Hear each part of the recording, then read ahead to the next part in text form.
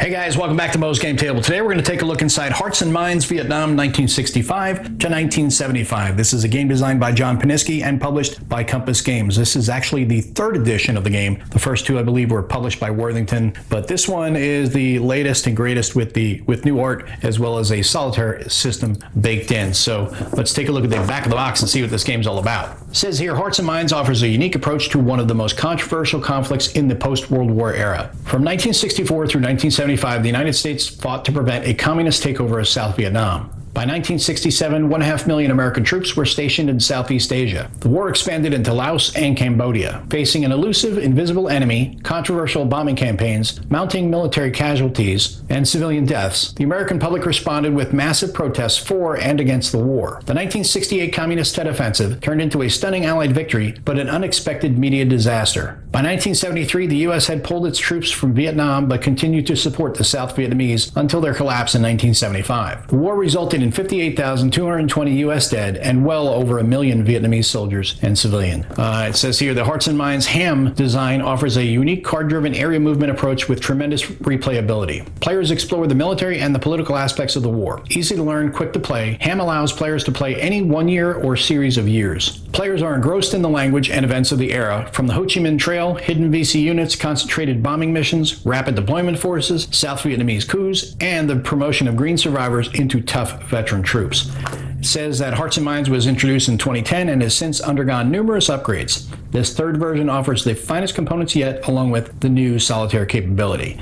And it comes with one mounted map, 80 play cards, 175 counters, one full color rulebook and scenario book, flow charts to assist play, 8-page solitaire book, and dice. And it is listed as medium complexity. Time scale is 1 turn per year. Map scale is provincial area movement. Unit scale units represent abstract fighting forces. It is 1 to 2 players. Suitability for solitaire is medium to high, and average time to play is 45 to 60 minutes per game year. So that gives you an idea of how long it will take to play. But let's take a look inside the box and see what you get. All right, so inside we've got kind of tore up sheet of paper. This is the little bit of errata that comes with the game.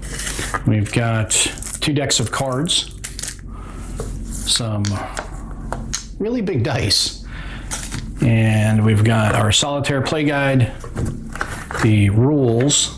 These are some player aids and the flow chart for the solitaire game, and then we've got some baggies, counters, 3 sheets of counters, and then the map. So let me set up the map and then we'll take a look at everything in detail. All right, so here's the map for Hearts and Minds Vietnam 1965 to 1975. As you can see, very well done map. I love the art on this, very pretty. You start off at the north with the southern portion of North Vietnam, and then you move into South Vietnam, the Quang Tri province, all the way down to An Giang. And then you have Laos and Cambodia, the border countries, along with the Ho Chi Minh Trail, which is this dashed line that's going all the way down from North Vietnam through Laos and Cambodia into South Vietnam. And the provinces are nicely laid out, easily delineated from everything else with the white borders, so easy to read. Then you have your 4 core, 1 through 4 in the south, and you have your game turn track, the year, and your holding boxes for VC pool, dead pool, and body count.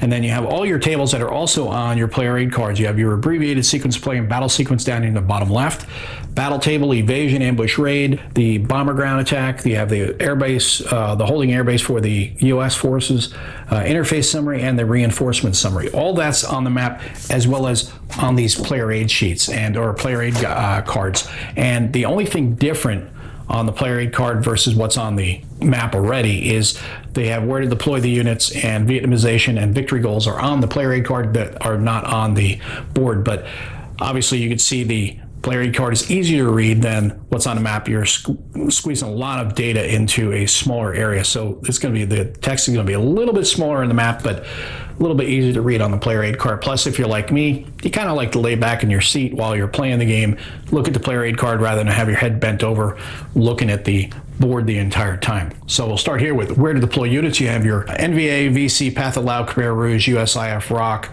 ARVN, Blue Water Navy, Gunboat, Air Cav, Blue Cambodians and Laotians, bombers, and then you have your abbreviated sequence play, battle sequence, battle tables, which are all on the map, interface summary, victory goals, Vietnamization, reinforcements, and evasion. So that is what you get on the 2 player aid cards, and it's also, like I said, for the most part, almost all of it's on the map.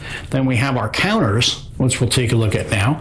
We've got our Arvin forces, Cambodian and Laotian, control markers, and these are points that you'll use, resource points. Then you have your dove for peace, and there is also a hawk, I think. Is it on the opposite side? Yeah, it is on the opposite side. And here's our U.S. forces. On the front, you'll have your untried side, and then they'll go over to veteran on the back. So they're going to increase from a 1/6 to a 2/6. And again, these are very abstracted. So not going to be breaking down into individual units per se, just to be infantry, armor, things like that. Same for the NVA. They're going to have 2 sides, the untried and then the veteran side. And then the VC units down here on the bottom, they're going to be, as you would expect, they're going to be hard to determine what's what. So you're going to see this on the map. The only way is to get into contact with it to find out what the force constitution is or whether it's bad intel.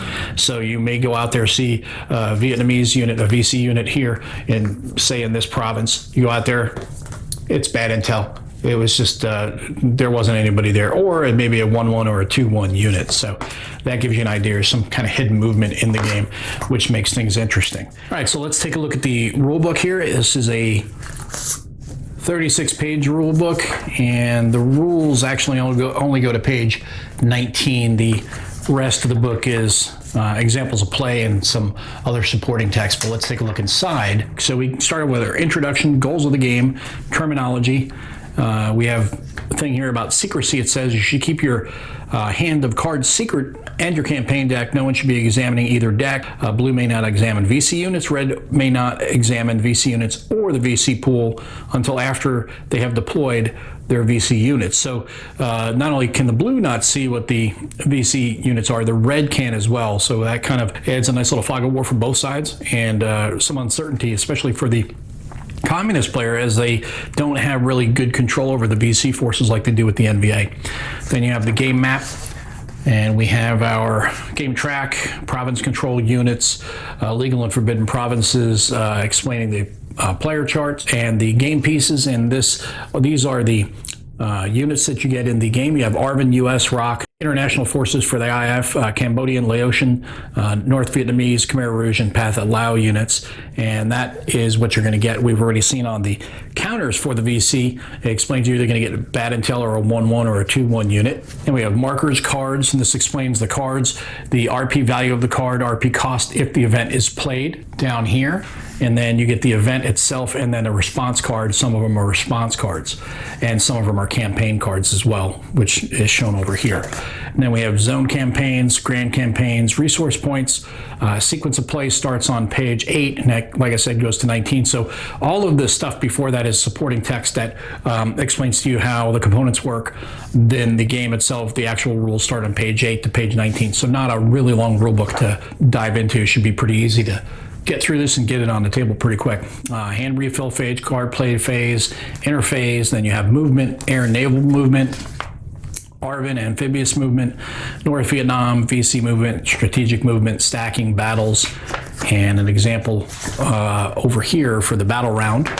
Then we have the battle results, evasion, retreats, air naval reaction, and defender reinforcements, battlefield promotions, the Viet Cong, bombing missions, and ambushes. Then we have the raids, Cambodia and Laos, political control changes, pacification, run stability, and then we get into the third edition credits. Then we have the example of play, a nice illustrated example of play on page 20, and that goes to page 20 and 21. Then 22 is the designer notes and the scenarios. And the scenarios are one for each year as well as the overall grand campaign. So you got one for 65, 66, all the way through to 1972. And then 73, 75 is how you can play to the bitter end, the Ho Chi Minh campaign.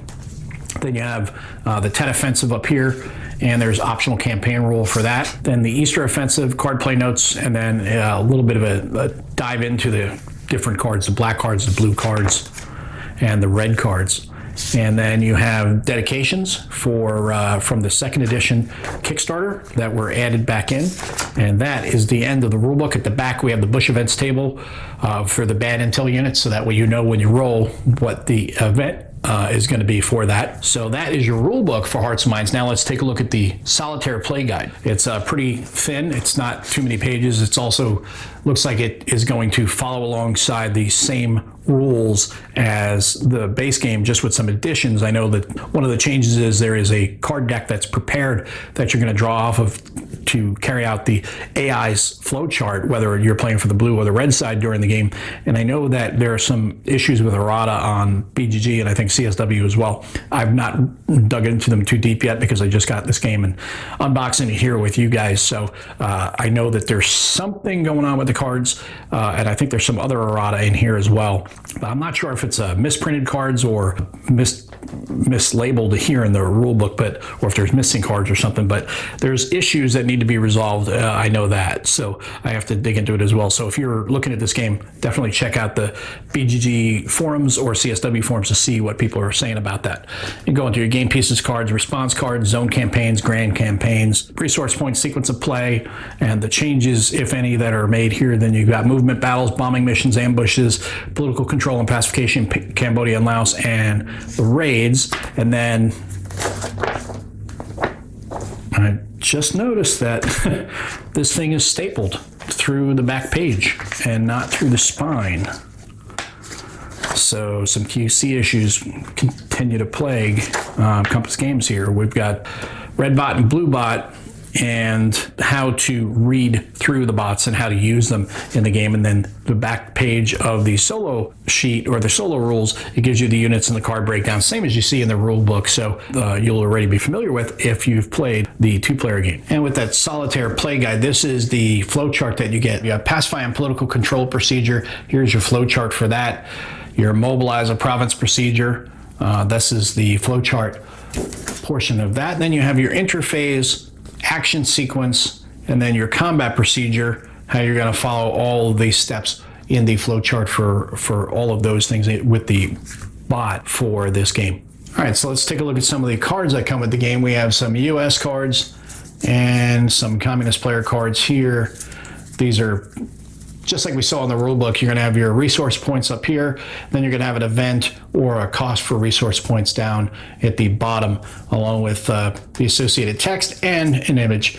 We've got Paris Peace Talks, Tiger Force, Hamburger Hill, The Other War, Domino Theory. We get into Tunnels of Ku Chi, Elephant Grass, Dak Kong, Hanoi Jane, AK-47, Buddha's Birthday, Tet Offensive. There we get into the grand campaign. So that is a look at the cards. And just like we saw in the rulebook, you're going to get your resource points here. You're going to have a cost for the event, or a cost or a resource point that you can get along with the event, things like that. So that gives you an idea what the cards look like that come with Hearts and Minds. And that is a look at everything you get inside of Hearts and Minds Vietnam 1965 to 1975, a game designed by John Paniski and published by Compass Games here in the third edition that does add in the solitaire bot, which is a great addition because before you could play it solitaire, but you're kind of playing two-handed. You know what cards you have in your other hand versus here you're going to be drawing off a deck. So that will make it a lot more of a challenge and a lot more fun, I think. But there are some issues still with the game that need to be ironed out. I know there's some issues with the cards, like I had mentioned, and with